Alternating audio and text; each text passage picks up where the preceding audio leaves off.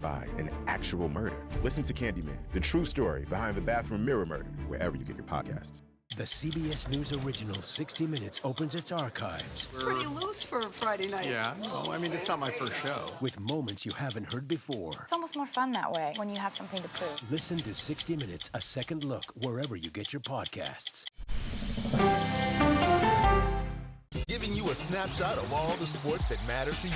CBS Sports HQ. CBS News, 60 Minutes, Sunday on CBS.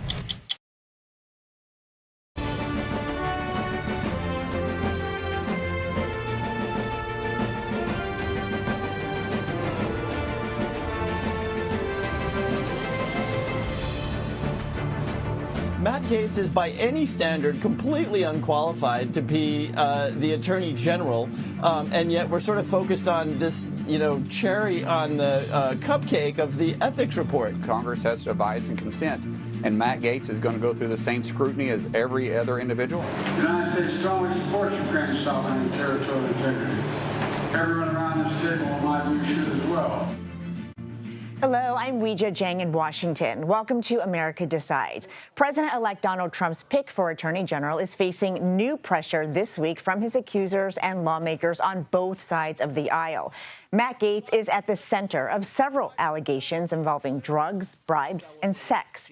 Gaetz resigned last week ahead of the expected release of a House Ethics Committee report. Sources tell CBS News the committee is expected to meet on Wednesday, while lawmakers remain divided over its release. We don't want to set a precedent where we, under any circumstances, will release documents from that committee. I believe the Senate should have access to that. Now, should it be released to the public or not? I guess that will be part of the negotiations. And the lawyer for two witnesses who testified before the House Ethics Committee is sharing his client's support for those details to be revealed. Major Garrett sat down with that lawyer earlier today for the CBS Evening News and joins me right now. Major, what did he have to tell you about those allegations? The lawyer's name is Joel Leopard, and he represents two of, he told us, was 11 witnesses who have testified before the House Ethics Committee. And he said that the two clients that he represented attended many parties, 10 to 15, in which Matt Gaetz was present, and their presence there, that is to say his two clients, was with the understanding that they would be paid to have sex with guests at these various parties. Among those, Matt Gaetz. Here's also part of what he told us. She arrived at the party. She had sex with Representative Gaetz within minutes of her arrival. Later on, when she was walking out to the pool area, she observed to her right Representative Gaetz having sex with her friend, who was 17 at the time. And on this question, she's absolutely sure. She's absolutely certain that she observed seeing her friend and Representative Gaetz having sex against what she described as a game table of some sort. If the House Ethics Committee report were to be made public, what do you think it would reveal? My clients want to know that this happened and it's real. They didn't vote in the last two elections. They don't care one way or another, but they do want the public to know that they're not lying. They did not come forward willingly. They've never spoken to anyone without the force of a legal subpoena. The testimonies of her and the other 11 individuals that testified would show that this actually did happen, and the American people would know, and they could decide if that's the person they want to be the next Attorney General of the United States. Joel Leopard also told us that there are lots of text messages in the possession of the House Ethics Committee between Matt Gaetz and his two clients and others, and that the Ethics Committee is in possession of Venmo and PayPal receipts showing that Matt Gaetz and others working in his behalf paid for sex at these parties. Also, there is coded language, Joel Leopard, the lawyer of these two witnesses, told us, that Gaetz used in text messages referring to illegal drugs that would be at these parties, and Matt Gaetz's ongoing curiosity to make sure that those illegal drugs, he would use code names, would be there at these various parties. So quite a bit of ground covered with this attorney representing two of, he told us, 11 witnesses that have appeared before the Ethics Committee.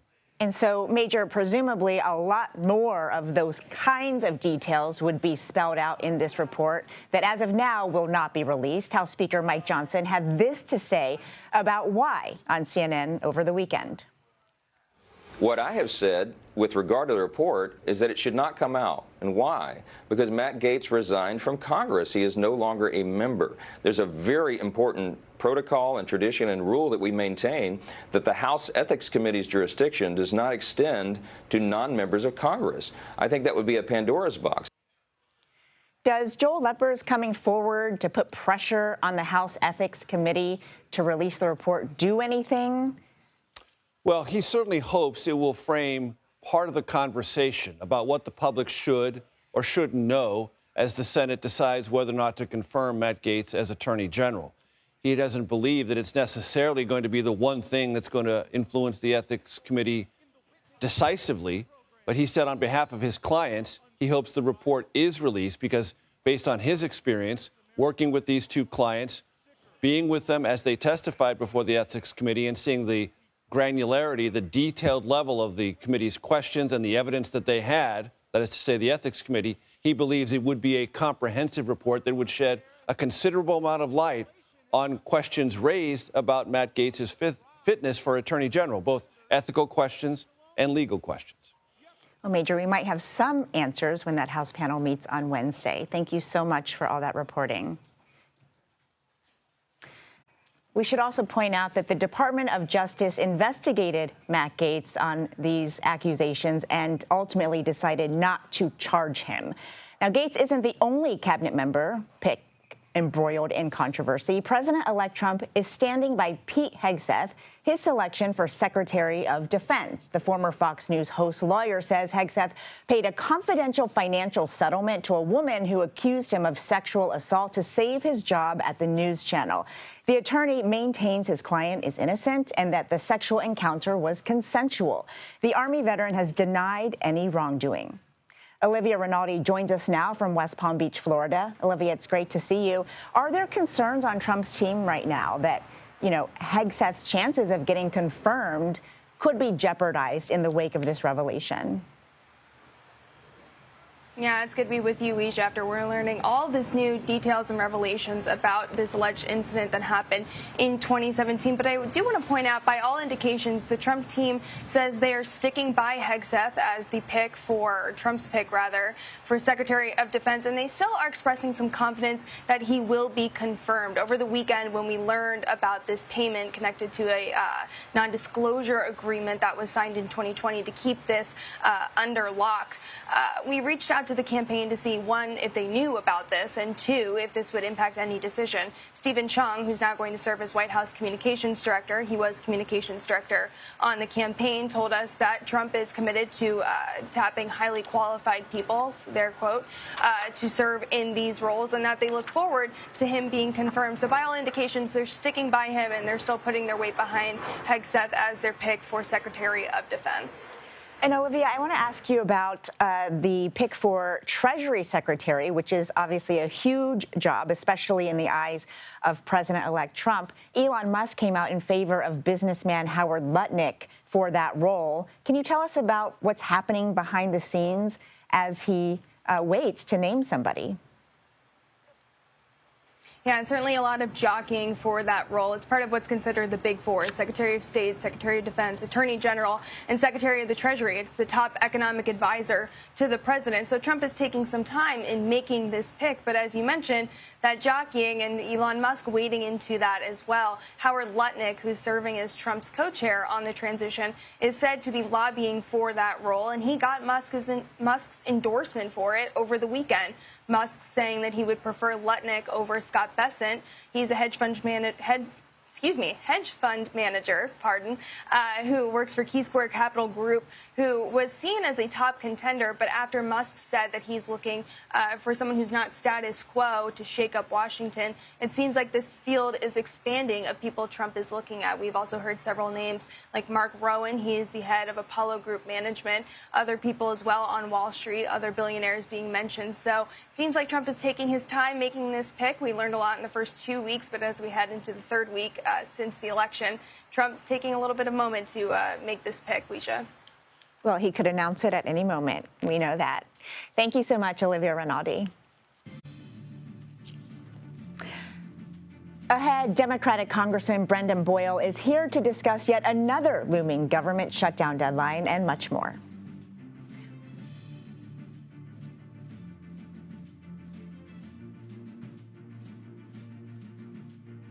America Decides.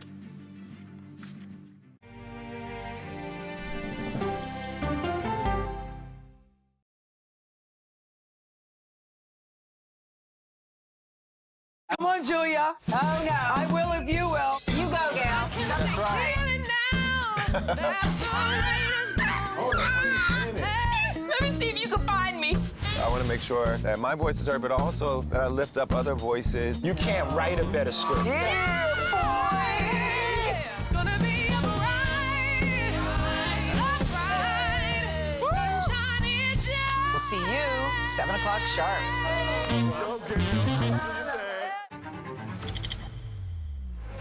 How fast do you think you were going? 195 miles an hour. This is incredible. How close did you actually come to being killed? That close. Is this brain surgery without a knife? It is. What risk do these children pose to Russia? I'm not sure the world is prepared for this change. Definitely not. Who's the best coach in college football today? Let me see a mirror.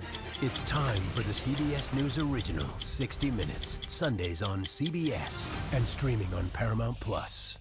Go to the ends of the earth. Right now. We got something crazy. And reach for the stars. Here we are. Time. Yes, it's my comeback. Hey, this is pretty fun. But wait, there's more. Experience thought-provoking, Welcome to the idea of being a human being. innovative, and truly original reporting. Look through a telescope and go, wow. Because there's always something new under the sun on CBS Sunday morning. I'm a voracious consumer of information and constantly curious. I want to know the basic facts of every issue and to press into the heart of the matter. Information is the currency of democracy, and that's what we bring to the table every Sunday. When you need your sports news all the time, We've got breaking news to bring to you. CBS Sports HQ gives you a snapshot of all the sports that matter to you. Big news coming out of the NFL. A lot of movement in the rankings this week. With highlights What a finish at the final round of play. and in-depth analysis. Can they three-peat? Tony Romo joins the conversation. What can you say about this game? When you need your sports in a snap, We're bringing you that breaking news right here on HQ. find it on CBS Sports HQ. Streaming free anywhere you are. At this moment, terrorists could be plotting another attack. 9/11 triggered a counter-terrorist system that included a secret database. This person needs a closer look. A growing list of nearly 2 million people, including some Americans who say they're innocent. For 1 hour flight, I have to spend 6 hours to go and come back. CBS Reports explores the system, the people responsible for it, and those pushing for change. I'm not fighting against them. I'm fighting for them to do the right thing. The Watch List, now streaming on the free CBS News app. A CBS News investigation. People looking for love, finding their life savings gone, This could happen to anybody. and sometimes losing their lives. Anything for love. Now streaming on the free CBS News app.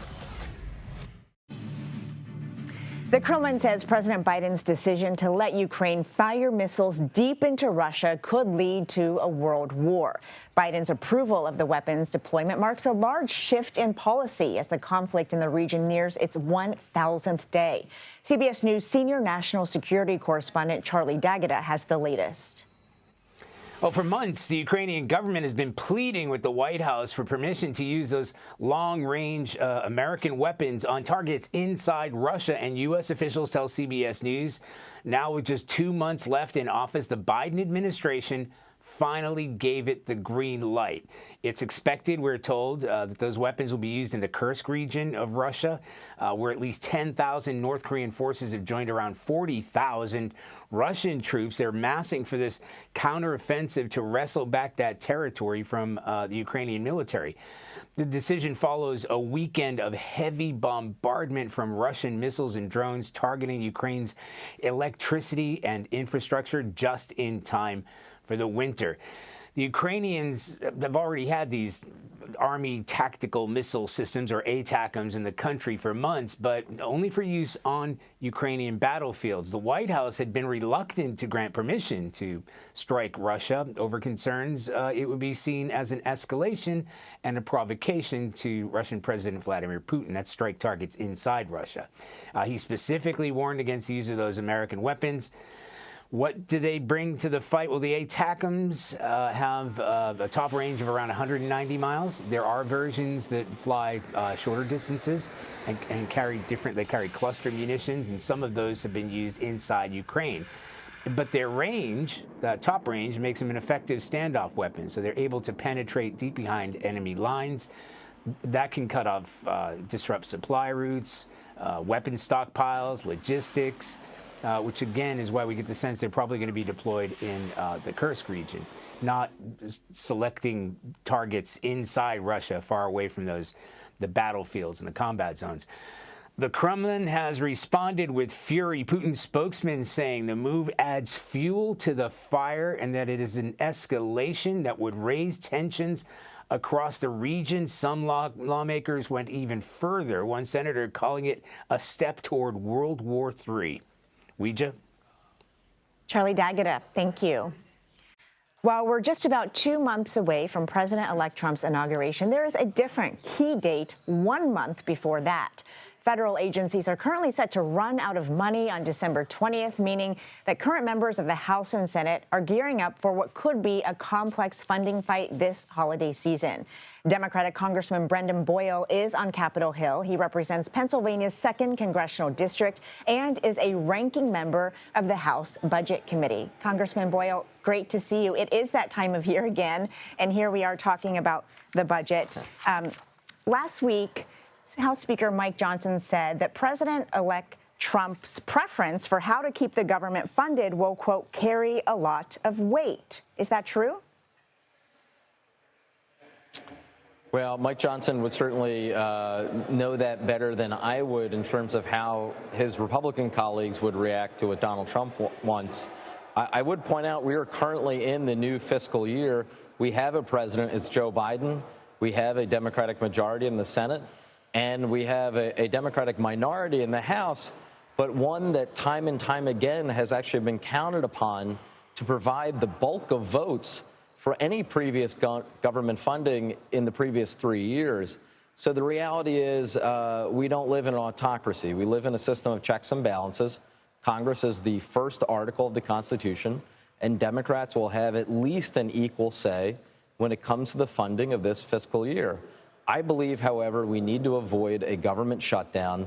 I think that sort of chaos and dysfunction, the likes of which we have seen previously when Donald Trump was president, really doesn't serve anyone any good, and in the end costs American taxpayers more money than if we avoided a government shutdown in the first place. And are you expecting there will be another stopgap measure to avert a shutdown, or do you think that you'll be able to pass something more substantive, something more long-lasting? Well, the fiscal year that I spoke about that we're currently in, the new one, actually began on October 1st. We have already had a couple stopgap measures. I think that it's time, and I think that we do have enough time between now and December 20th, that we finally resolve this matter once and for all. The math won't change if we just kick the can down the road for another 30 or 60 days. So that would certainly be my preference. I know there are members on both sides of the aisle who currently are working in good faith in order to deliver that sort of an agreement. And that's what I'm going to be pushing for between now and December 20th. And Congressman, you're also a member of the bipartisan Congressional Ukraine Caucus. I wonder what your reaction is to President Biden deciding to allow Ukraine to use those U.S.-provided long-range weapons now. Is it too little too late, or do you think it could really make a difference? It certainly could make a difference. I will tell you that I've been part of a bipartisan group of members of Congress who have been pushing the administration to allow Ukraine to use the ATACMS in a way that would be most effective in terms of protecting their freedom and their sovereignty. In addition to serving in the Bipartisan Friends Ukraine Caucus, as you mentioned, I also serve as part of the U.S. delegation to the NATO Parliament. I'll be at our upcoming NATO Parliament meeting just this weekend. This is one of the most significant moments for NATO in its 75-year history. We cannot allow Russian aggression on European soil to stand, period. And Congressman, I want to ask you about your home state. I spent a lot of time there during the campaign, and it's almost as if you knew what was coming, because years ago you started the so-called Blue Collar Caucus, and it seems that you anticipated this sort of reckoning with Democrats perhaps not understanding enough what people in your state are yearning for. So what do Democrats need to do to win back working class voters in particular? Yeah, well, thank you. My colleague, Mark Vesey of Texas, and I founded it exactly 8 years ago because we were already starting to see slippage among working class Americans. Both Mark and I come from working class backgrounds. Both he and I are the first in our respective families to go to college. And the reality is the vast majority of Americans do not have a college degree. I think that far more government policy should be geared toward them in mind. I very much regret the fact that in this election, Democrats fell further behind with working class voters, and not just working class white voters. An increasing number of Latino, Asian, and African-American working class voters voted Republican, even though I genuinely believe Republican economic policy in no way benefits them whatsoever. So this is a challenge that we as Democrats have to solve, and we need to meet it head on, because in the end of the day, I do believe it is our policies that are in the best interest of working class families in this country. Congressman Brendan Boyle, thank you so much for your time. Well, they refused to certify the 2020 election results after January 6th, and now most of those lawmakers are poised to return to office. We'll explain what it means for Congress and their constituents. You're watching America Decides.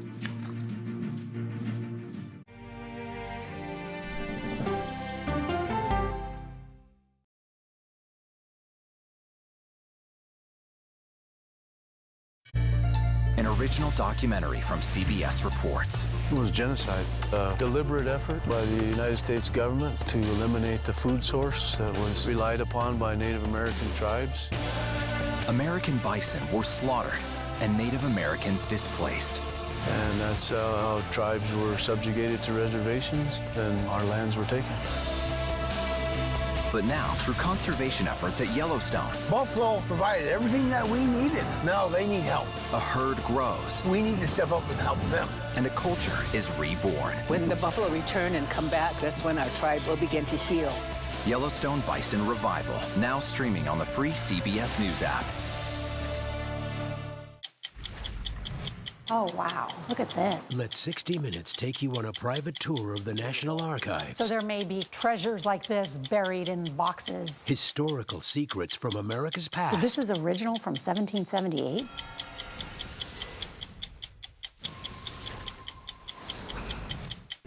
This case. It's like a screenplay, something straight out of Hollywood. But it's not fiction. It's 48 hours. Human remains found this week. 4 families shattered. There's no physical evidence. The mystery would haunt investigators for years. There's some questions that have to be asked and need to be answered. Like a John Grisham novel. A gripping true crime original. 48 hours. Now streaming on the free CBS News app. When you wake up in the morning, we want to be your go-to team. On our places. Bright, shiny faces.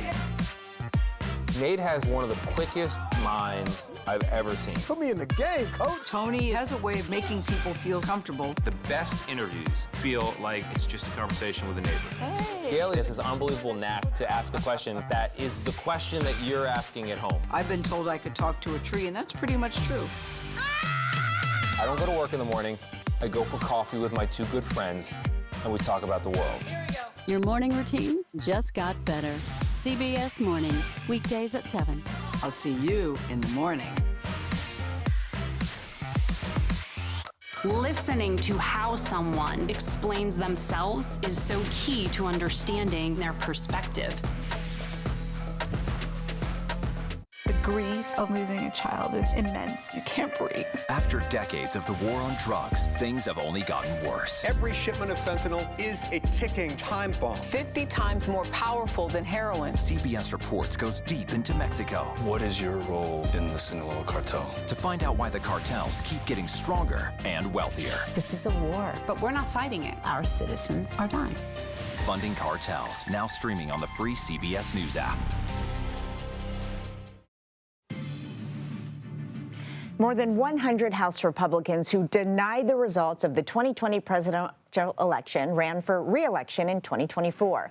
Of those who objected to certify the election results, only 2 are projected to have lost this cycle. That's Mike Garcia of California and Yvette Harrell in New Mexico, who's actually lost in 2022 and was trying to win her seat back. CBS News political reporter Hunter Woodall joins us now. Hunter, what does this tell you about where the Republican Party stands and perhaps about the power of Donald Trump? Well, Weijia, what's so notable about this, as I crunched the numbers and went through, I was on Capitol Hill last week talking to Republicans. We knew this was Donald Trump's party. And what this data shows is, in one of the darkest moments of Donald Trump's, first term in office, these Republicans continue to support him. And I think when you look at what Republicans could do in Washington with this unified control that they're going to have in a second Trump administration, this just speaks to, there are a lot of people in Washington, in Congress, who are coming back. They supported Trump before, and they're likely to support him again in many of the, big moments to come in this presidency. And what about the 2020 election deniers on the Senate side? How did they fare? I'm so glad you asked about that, because I was going through that data just a few minutes ago, and, there were 3 main senators that we tracked here: Ted Cruz of Texas, Josh Hawley of Missouri, and Rick Scott of Florida. They all easily won their contest. And in the Senate, there were very few senators who actually objected to certifying election results. They all easily won these races. And, Florida and Texas were expected to be more competitive races. So what does that tell you? Republican voters, in Republican states continue to back these lawmakers. So what's the right question here? Is it that, these lawmakers' support of Trump is the only thing that constituents care about, or is it more that they don't care about election denialism? This is also wedded together. In 2022, we saw election deniers struggle in midterm contests. But in some of these places, these reliably Republican places, supporting Trump about election denialism was a key factor. It was a big test for, Republican primary voters. Did you back the, then former president in these moments? Yes, then we're going to sign off on you. But still, Republicans who objected to results actually face primaries in some cases from the right. So this is still a big issue in the Republican Party. Well, there's no doubt it is Trump's Republican Party right now. Thank you so much, Hunter Woodall. Global leaders discussed humanitarian crisis and ongoing wars at President Biden's last G20 summit. We'll have his message for them ahead of the White House transition. You're watching America Decides.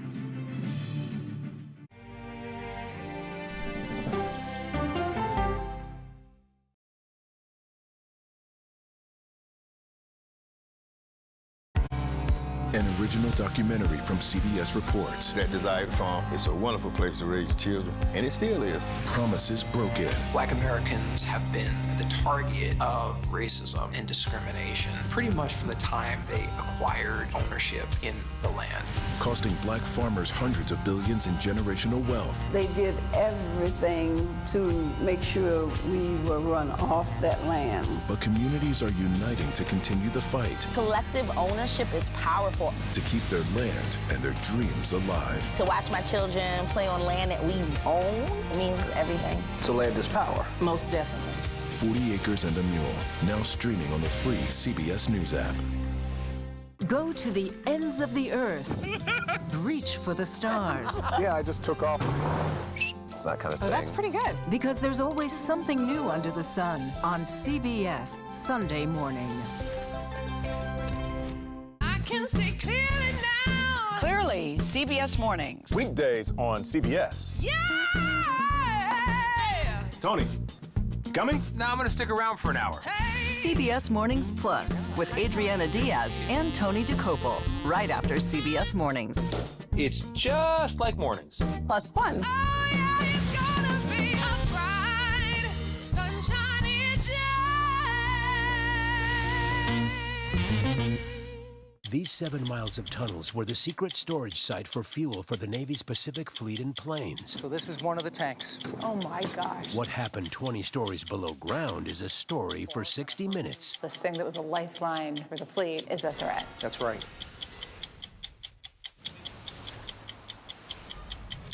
I'm Erin Moriarty of 48 Hours, and of all the cases I've covered, this is the one that troubles me most. Listen to Murder in the Orange Grove, the troubled case against Crosley Green, wherever you get your podcasts.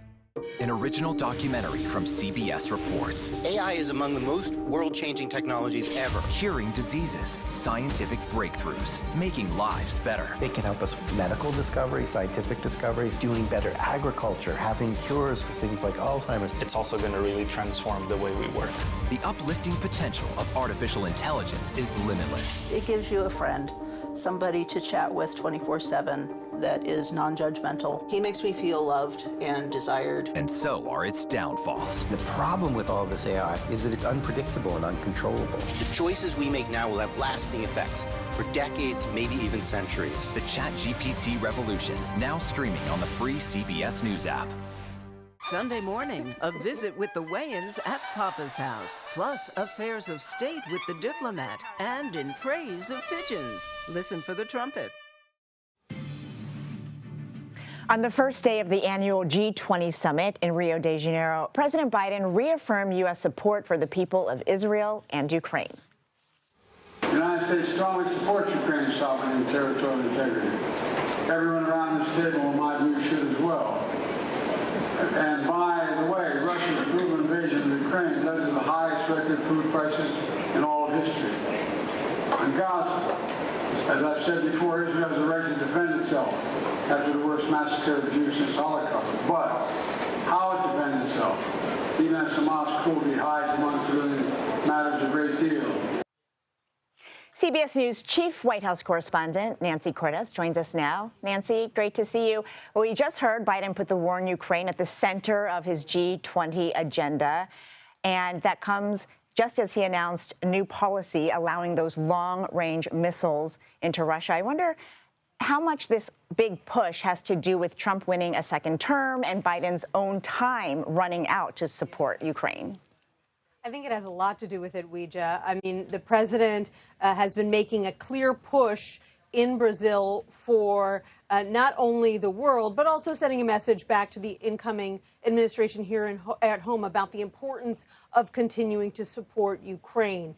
His administration says that the reason, for example, that they are providing these long-range missiles, the ATACMS, to the Ukrainians now, when the Ukrainians have been asking for them for months, is because of the presence of North Korean troops fighting side by side with Russian troops now on the battlefield. But it is no accident that this is happening just as Joe Biden is standing there on the world stage with other G20 leaders, including the foreign minister of Russia, Sergei Lavrov.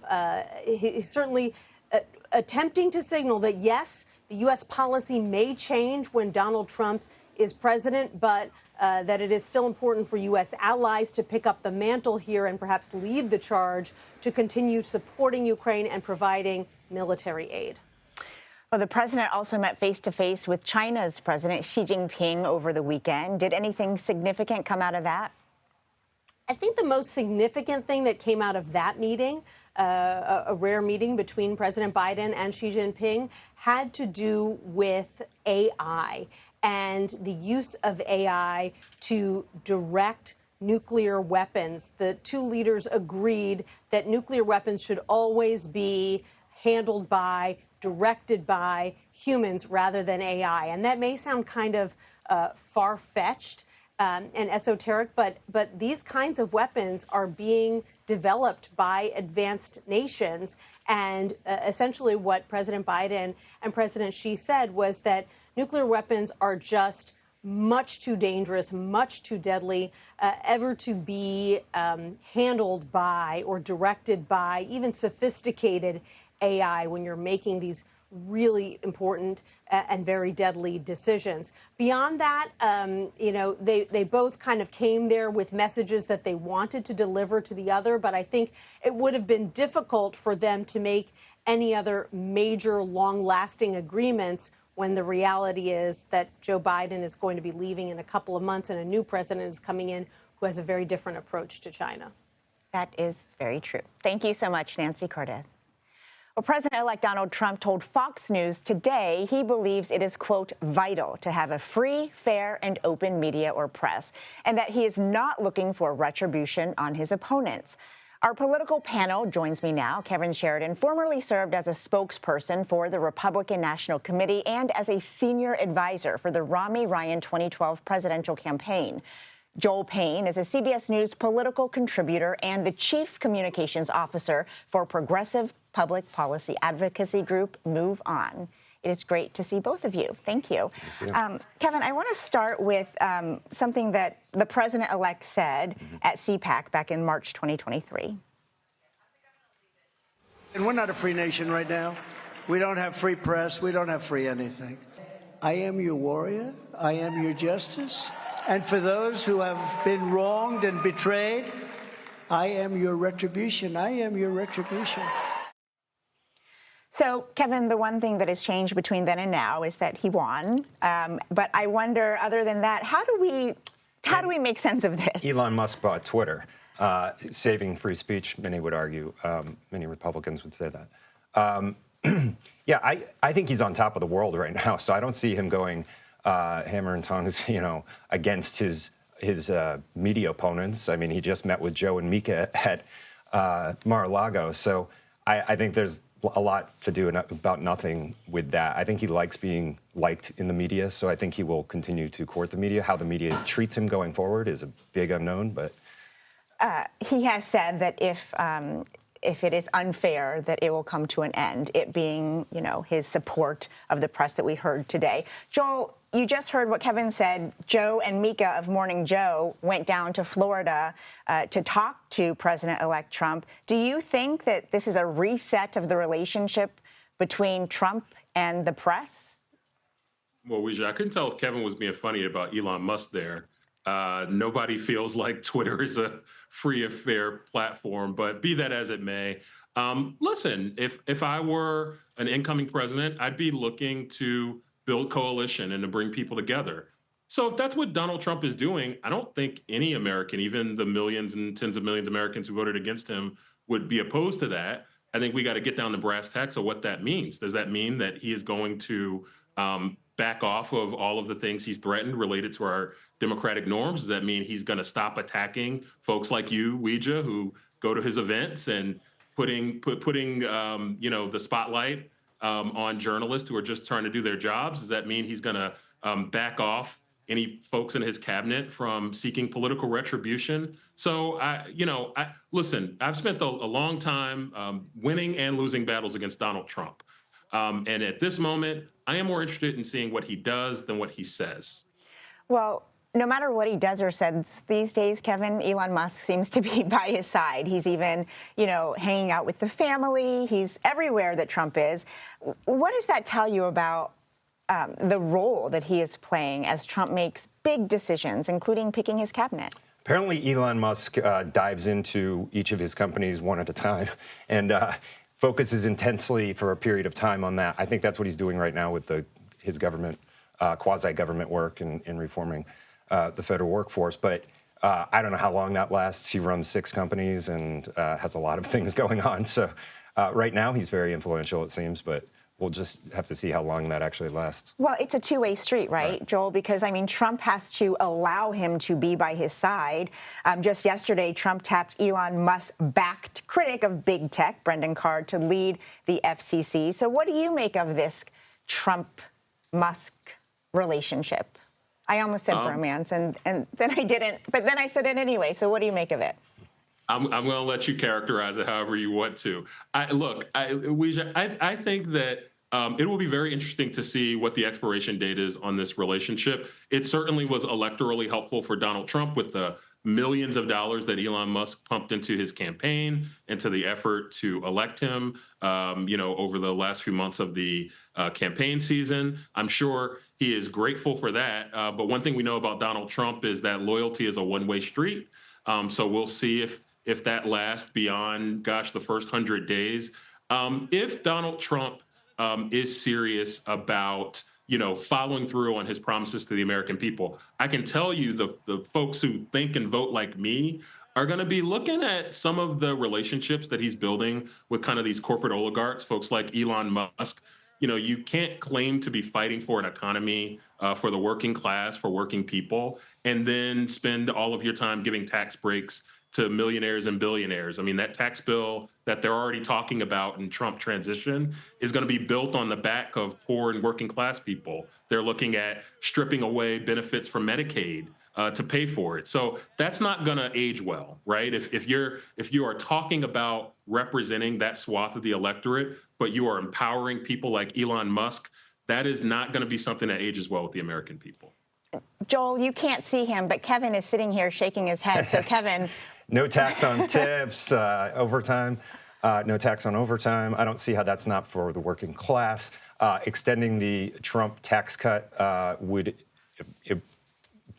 the biggest portion of it actually goes to the middle class.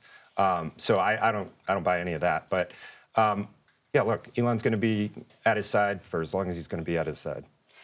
Really quickly before I let you go, what do you make of Trump's picking RFK Jr. for HHS secretary? Of course, it's just one name that we're talking a lot about because it's a little controversial. Do you think this is another example of, loyalty being everything to Trump?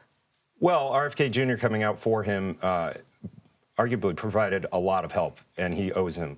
So he's following through, I think, on that pledge that he made to make him part of his cabinet. We'll see if he can get through. I actually think it's going to be really incredible TV to watch RFK go up there and be grilled by senators on vaccines. He's very smart, very, very on top of his game. So it'll get interesting. Yes, these picks could make Senate confirmation hearings must-see TV, which who would have thought? Kevin Sheridan and Joel Payne, thank you both so much. Thanks. Well, Democrats lost Latino men in droves to Donald Trump. We'll break down what the president-elect did to win them over and how Democrats plan on turning that around. You're streaming America Decides.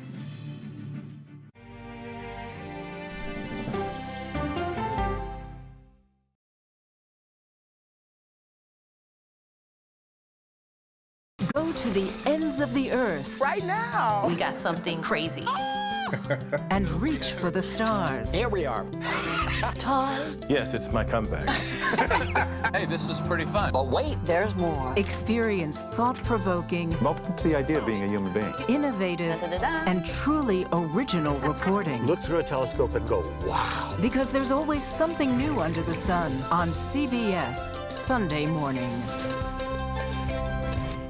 At this moment, terrorists could be plotting another attack. 9/11 triggered a counter-terrorist system that included a secret database. This person needs a closer look. A growing list of nearly 2 million people, including some Americans who say they're innocent. For 1 hour flight, I have to spend 6 hours to go and come back. CBS Reports explores the system, the people responsible for it, and those pushing for change. I'm not fighting against them. I'm fighting for them to do the right thing.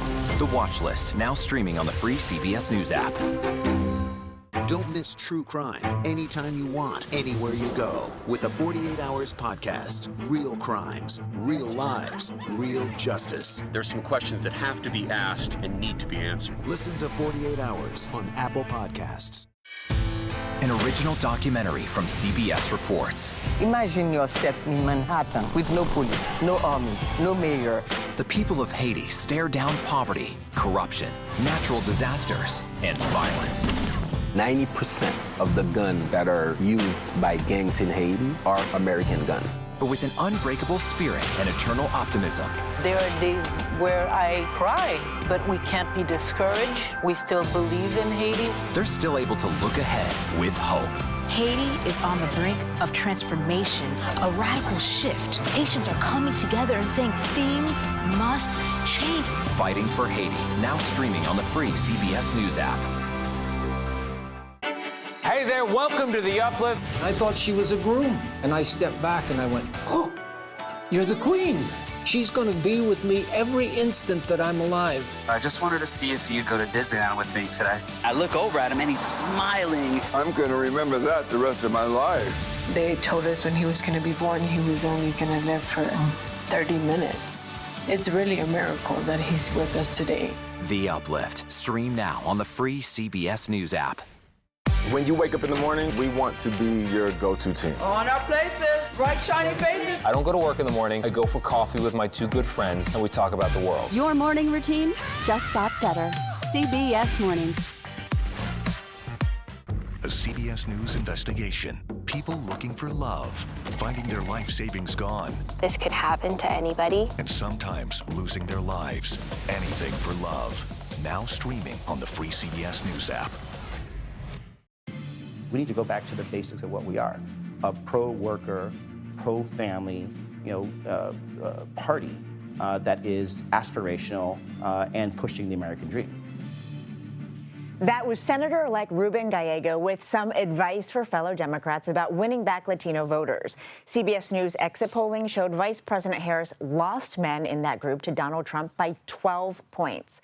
Adrian Carrasquillo and Sabrina Rodriguez joins us now. Adrian is a national political reporter, and Sabrina is a national politics reporter at The Washington Post. Thank you both for making time for us today. Sabrina, I want to start with you because you wrote about what we just heard from Gallego and his advice for the Democratic Party. You wrote about it for The Washington Post. What else did he say that the party has to do? I mean, I think the number one thing that we heard from Gallego, he's been, talking about it while he was campaigning, and now I think he really has a case to make, having been successful and now being the senator-elect. Gallego really focused on talking about the economy with Latinos. He, looking at Latino men in particular, he was saying, the reality is that for a lot of Latino men, they've kind of grown up with this idea that they need to provide and protect for their family. And that's why the issues of the economy and immigration were so important for Latino men specifically. And part of what he was saying was, it's not that it's out of step with what Democratic policies were, what Democrats were proposing, what Harris was proposing, but it just needs to be talked about more. It really needs to be honed in on, this is how Democrats are going to make your life better. This is Democrats really hearing you and really wanting to be there for you. And that's something he thinks Democrats have, lost a little bit of momentum on. And Adrian, on the other side of that, what did President-elect Trump's campaign do right to win over so many Latino men? I've been thinking about this. When you think about his Univision town hall, he did his sort of, his usual meat and potatoes. I'm going to bring jobs. Latinos care about jobs. But he said, Hispanics have attracted to me and I've attracted to them. And it just is a reminder that, he didn't care that the Republican National Committee shut down their Hispanic community centers earlier this year. It's not, to him, what's important is not, do Latinos have a relationship with Republicans? They want him to have a relationship with him. He wants them to like him, to love him, to believe what he says on the economy. And I think that's where he had that strength. Sabrina, are Democrats at the national level listening to figures like Gallego and planning a course adjustment?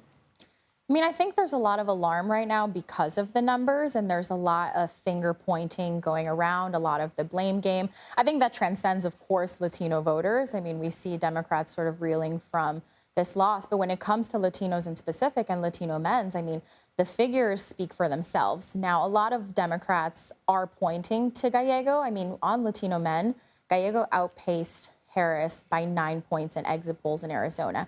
So there is the data to back up that he ran a successful campaign, that what he is doing is resonating with Latino men. And a lot of people are saying, we can have a blueprint here. It's not just that, Ruben Gallego is a Latino man, therefore he won Latino voters. It's, Ruben Gallego ran a successful campaign where he really targeted these voters and really courted them, and we should be doing the same. And it's not just the economy, obviously. The border is also a huge issue. And Adrian, I want to ask you about Trump's post on social media today. He reiterated that he plans to declare a national emergency over immigration and use the military to deport undocumented immigrants. We know that the majority of Americans agree with mass deportations. What about this particular voting bloc? Do they support this policy? I think it's important to realize the reason that Trump was confirming that today is because the first time we heard about this was in November 2023 from Stephen Miller.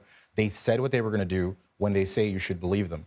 I think the other piece of this is the media covering what the impact of these policies are. CBS News had an incredible story right before the election where they talked about it would be $20 billion for every million people that you're going to deport. So it starts to become, what does this policy actually look like when we do it? What does it become when Republicans like Maria Elvira Salazar are saying, don't worry, they're only going to deport criminals? Well, that's actually not what Trump and Stephen Miller have been saying this entire time. So, and then what does it look like on the humanitarian side when you had during the Obama presidency and during Trump's first presidency, people were very upset with what was going on in these facilities, and now they're going to be even more sprawling and have even more people in them. So that's going to be something really important to watch during his term. Sabrina, we're also, of course, closely watching all of his nominations for a potential Trump cabinet, and you've reported that his win was fueled by a total realignment of the electorate. Are you seeing that reflected in the names that he's announcing? I mean, right now it seems that Donald Trump's picks are really to appease his base of voters. I think, you know, the picks, for as much attention has been put on them and sort of the scandalous nature of some of his picks so far, it really is targeting his base voter. I think for some of those, you know, Latino voters and others that were not traditionally part of the Republican electorate, I think as the months pass and the early days of the administration come in, it's going to be interesting to see sort of how they feel about the execution of the policies. Like Adrian was saying, you know, I think some of it is wrapped up in misconceptions and a belief that Trump is not necessarily going to do everything that he promised he would do, everything that he campaigned on. So right now, these picks really reflect the things that he was promising in his rallies, that he was, talking about for months. But it's going to be an open question how those folks that he has brought into the tent, the Republican tent, how they are going to feel once they see the policies that these people are putting in place. And we are waiting for so many more names. Thank you both so much, Sabrina Rodriguez and Adrian Carrasquillo. Really appreciate your sharing your reporting with us. Well, you know that Donald Trump wants Matt Gaetz to lead it, but what else should we know about Trump's plans for the Department of Justice? We'll dig into that next. You're watching America Decides.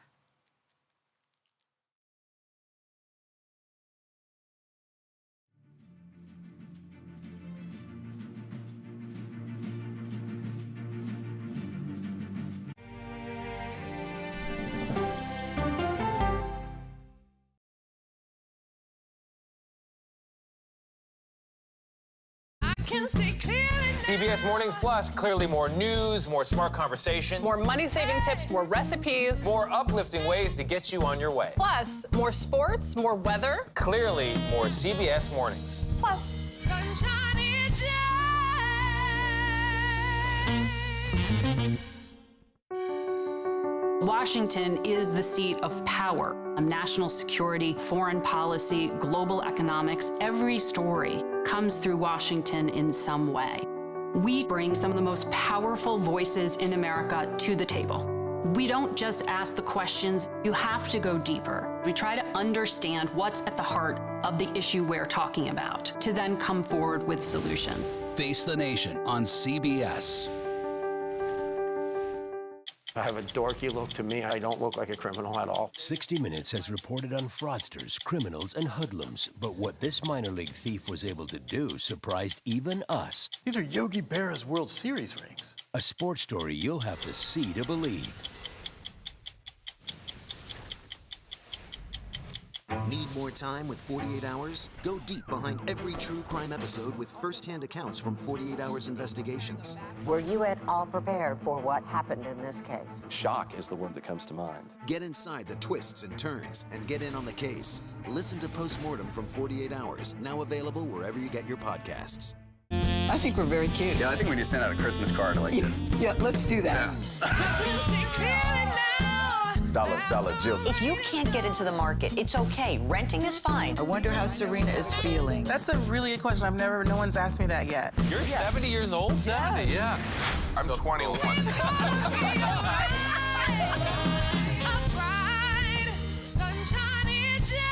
We'll see you 7 o'clock sharp. Sunday morning, the Music Man, T-Bone Burnett, plus Ted Danson and Martha Stewart with Just the Recipe. Listen for the trumpet. I report from a lot of war zones, but I don't really take the same risks. He's one of the bravest war correspondents 60 Minutes has ever met. But it's his relationship with his mother that you will remember. Plus, the robots making marble masterpieces in Italy. As a kid growing up in Chicago, there was one horror movie I was too scared to watch. It was called Candyman. But did you know that the movie Candyman was partly inspired by an actual murder? Listen to Candyman, the true story behind the bathroom mirror murder, wherever you get your podcasts. The CBS News original 60 Minutes opens its archives. Pretty loose for a Friday night. Yeah, no, I mean, it's not my first show. With moments you haven't heard before. It's almost more fun that way when you have something to prove. Listen to 60 Minutes, a second look, wherever you get your podcasts. Superstar approaching, superstar approaching. Let's get your popcorn and get ready. Come on, Julia. Oh, no. I will if you will. You go, gal. Yeah, boy. It's called weaponization. Never happened in this country. They weaponized the Justice Department. Every one of those cases was involved with the DOJ, from Atlanta and Fani Willis to the Attorney General of New York and the DA in New York. Every one of those cases. And then they say, oh, he's a criminal. They're the ones that made them go after me. That was President-elect Donald Trump accusing Democrats of using the U.S. Justice Department to indict him for a number of crimes, an accusation he made repeatedly while on the campaign trail. So what exactly does this baseless claim signal about how the president-elect will seek to reshape the DOJ? Hugo Lowell may have the answer for us. He is a senior political correspondent for The Guardian. Hugo, thanks for being here. So let's start right there, because President-elect Trump has made very clear that he has a new vision for the DOJ. What does that look like? It's going to be structural change. How you think the DOJ has operated in the past is not going to be the way that it's going to operate in a second Trump admin. You're going to see entire components of DOJ replaced, fired, changed into people that he trusts and he thinks can carry out what he wants to do, right? And there's two prongs here. One is doing the sorts of political investigations, the retribution sort of thing he was talking about on the campaign trail. That will probably come to pass through his handpicked team. I mean, right now, leading DOJ, or on the names list, lead DOJ, Todd Blanche as personal attorney, Emil Beauvais as the PAIDAG. That's the principal deputy in the Deputy Attorney General's office who runs the department day to day. These are his personal lawyers, and they're loyal to him. They will do what he wants. And I think, that's not even to mention Matt Gaetz as the Attorney General, who will lead the department if he is confirmed. But second of all, they also want a clear shot, because I think they see a lot of line attorneys who they see as too institutional or too swampy, as Trump would say, and they want to install people who will actually carry out the agenda. If you have institutional line attorneys, prosecuting attorneys, for instance, in the criminal division or the national security division, and they think, we actually don't think X investigation is adhering to the facts and the law, they might not carry it out. To accomplish their ends, Trump has to fire all these people, get rid of these people in various respects. And so I think you're going to see a fundamental realignment of how DOJ operates. There is a lot to unpack there, and I'm glad you brought all of it up. But I do want to go back to the former Congressman Matt Gaetz being tapped to head this effort. Take me inside Trump world. Do they think he's going to be confirmed, or is there a concern that he may not be? I think the consensus right now is let's wait and see. I think on balance, they think he probably will make it. There's, 4 kind of controversial candidates for various jobs, whether it's RFK Jr., whether it's Matt Gaetz, whether it's Tulsi Gabbard, whether it's Pete Hegseth for the SecDef job. But they think Matt Gaetz probably is the easiest to get over the finish line, and that's for a number of reasons. Number one, they think the sexual kind of harassment claims and the stuff that has permeated through the House of Representatives when he was serving as a member has been around for a long time. They think, this is nothing new. They can convince people to get over it.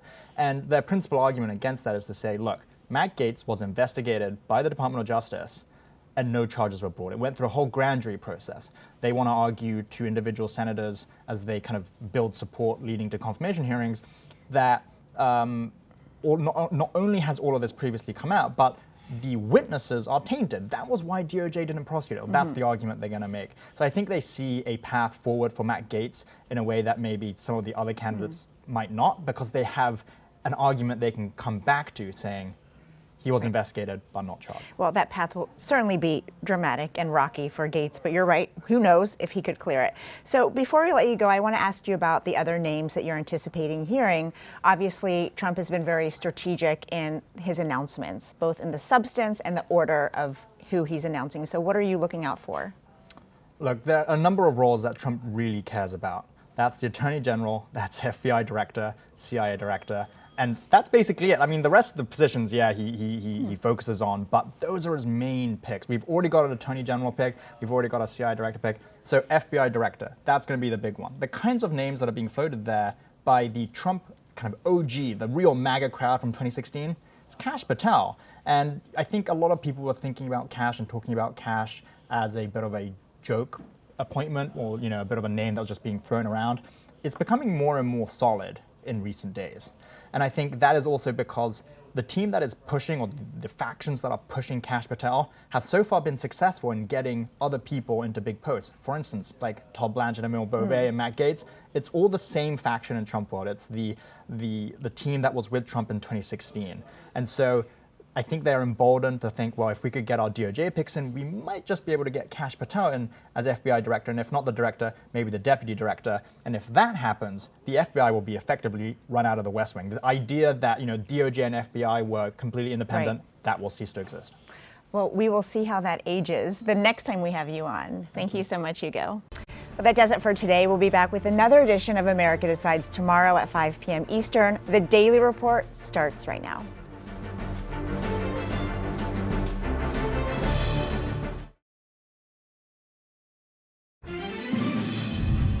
Welcome to the Daily Report on November 18, 2024. I'm Lindsay Reiser. Tonight, controversial plan. President-elect Donald Trump confirms he will utilize military assets to conduct mass deportation